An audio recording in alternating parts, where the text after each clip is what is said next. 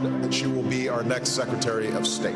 She's an American of tremendous stature who knows many of the world's leaders and who will clearly have the ability to advance our interests around the world.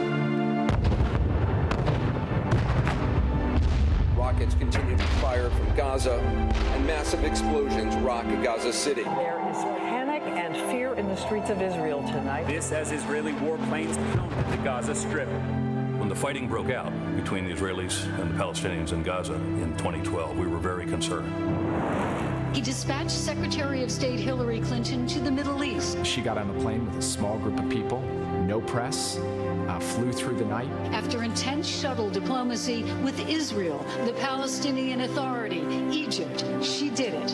A ceasefire. The secretary really had steel in her spine and stood up, and conflict stopped and a wider war was averted. I truly believe that when she sprinted to the region, it was her presence with the Israelis and the Egyptians which I believe brought this ceasefire to fruition. I think one of the strengths that Secretary Clinton demonstrated always in her actions was that resolve, that firmness in decision-making, that clarity of the direction in which she wanted to go.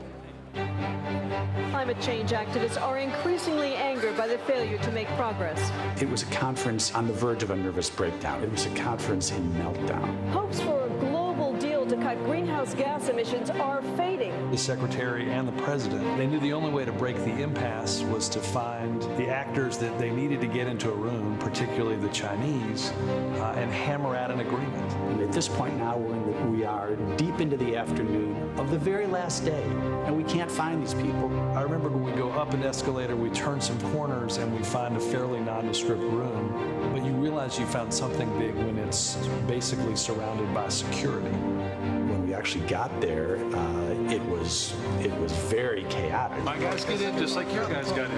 This is a joint meeting.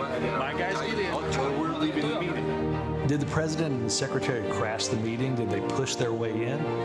Yeah, it was the only way to get real progress on climate change. A nuclear bomb. UN atomic inspectors say Iran now has enough enriched uranium to make one. A nuclear Iran, of course, is nearly unthinkable. Iranian President Mahmoud Ahmadinejad was defiant. Secretary Clinton went up to the Hill and testified to Congress. Iran has left the international community little choice but to impose greater costs and pressure in the face of its provocative steps. If you use the combination of the soft power of diplomacy with the hard power of the threat of the use of force or even use of force and sanctions, then that is smart power.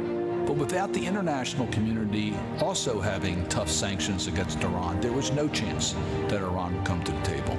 So she had to go around the world, twisting arms, getting every major economy on planet Earth on board.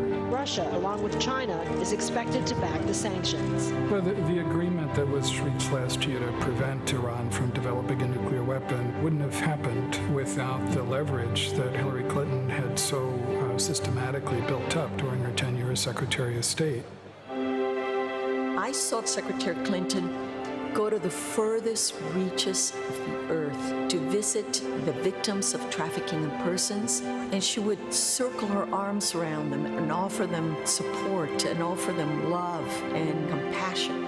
Secretaries of State don't normally do that. We hope to shine the light brightly on the scope and scale of modern slavery, so all governments can see where progress has been made and where more is needed. Secretary Clinton was the first Secretary of State to recognize that human trafficking was happening not just overseas, but also right here at home. And the Secretary herself stood at the podium holding this report, saying this is a very important issue and one that is a priority.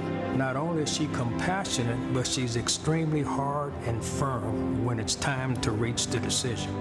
Hillary Clinton has the experience, has the understanding, most importantly has the toughness necessary to make the kinds of decisions that this country needs to make if we're going to be a world leader.